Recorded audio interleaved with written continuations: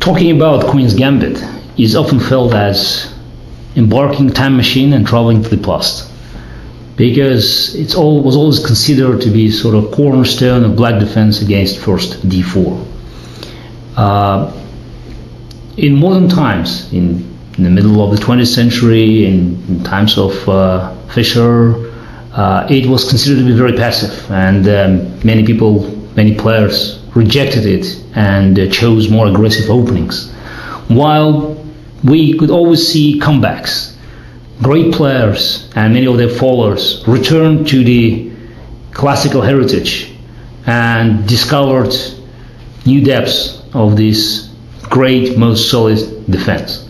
So let's have a look and let's study the general history of this opening, which survived all the turmoils and all revolutions in the opening history of the game of chess for nearly 150 years.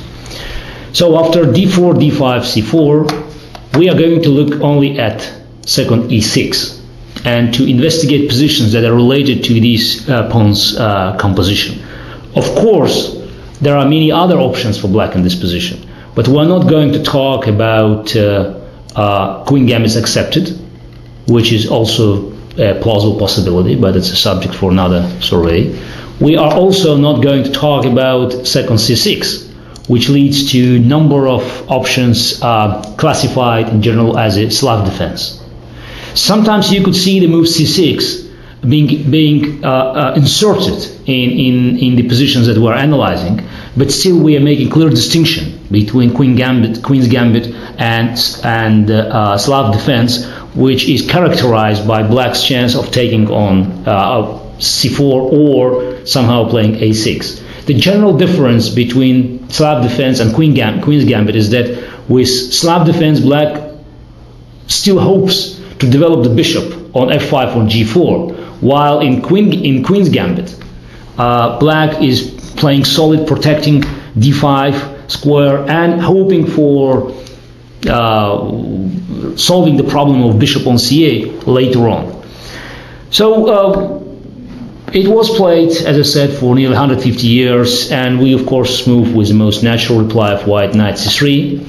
And here again we're not planning to go very deep into the another side of Queen's Gambit, so-called Tarrasch defense, where black is immediately attacking the center, in fact agreeing to play a position with an isolated pawn.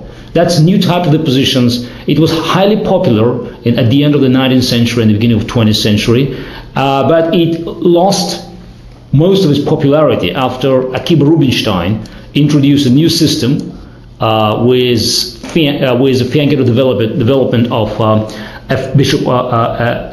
light square bishop from f1 to g2, and putting enormous pressure on black's pawn on d5. There were a number of classical games played by Rubinstein that in fact demolished the beauty of Tarrasch defense in the eyes of contemporaries.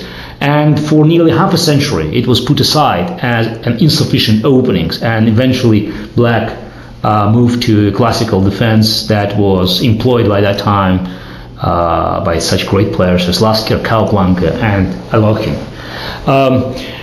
But the beauty and the what's special about the Queen's Gambit, it's the beauty of the opening, that it always makes a comeback.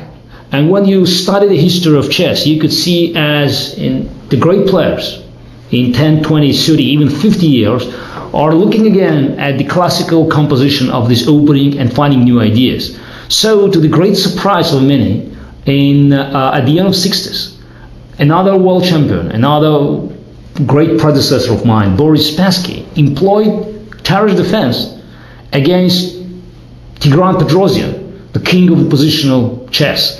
And everybody, when they looked at this Spassky's choice, was so confused by this stupid, quote-unquote, decision, because how could you play against Petrosian the positions with isolated pawn? In fact, Spassky not only survived in his winning match in 1969 against Petrosian, but even had a positive score, winning one game with number of draws. Because he had an ability to look at these positions from a new angle and pose new problems that Petrosian was not able to resolve. Then there was another decline in popularity of this opening, and eventually it was employed by myself in the candidate matches against Belyavsky, Korchnoi, and Smyslov.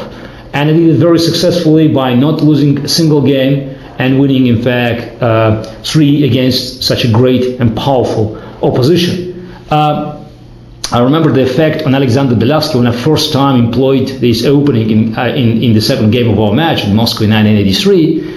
Alexander was shocked because from his general perspectives, this opening was wrong. It did not fit the conventional wisdom of that time, and he spent most of the time in the opening trying to find not a refutation but at least clear way to get an advantage, and he failed and even lost the game, which had a serious effect on the entire match.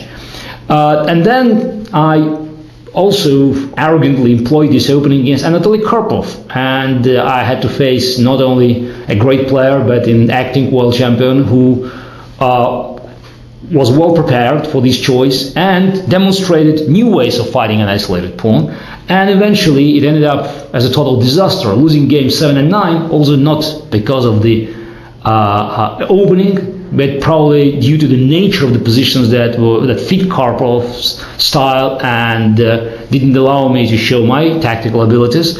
I dropped this opening. But the story was not over, and later on we could see comeback and other comebacks of Taras defense. And today White has no clear way of getting a serious advantage in a classical position, which you could see here. After castle.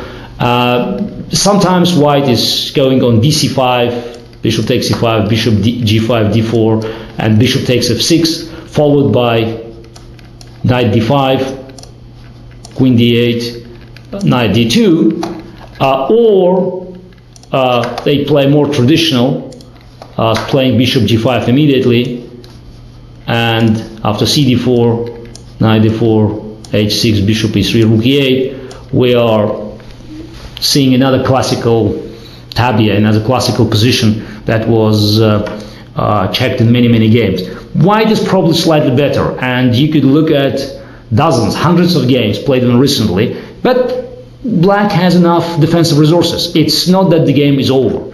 So as we could see, even Taras defense, which is sort of a deviation from the traditions of the Queen's Gambit, is still holding. But now we want to look at the most important part of the Queen's Gambit decline, of the classical cornerstones of this defense that some people call the opening for the World Championship matches.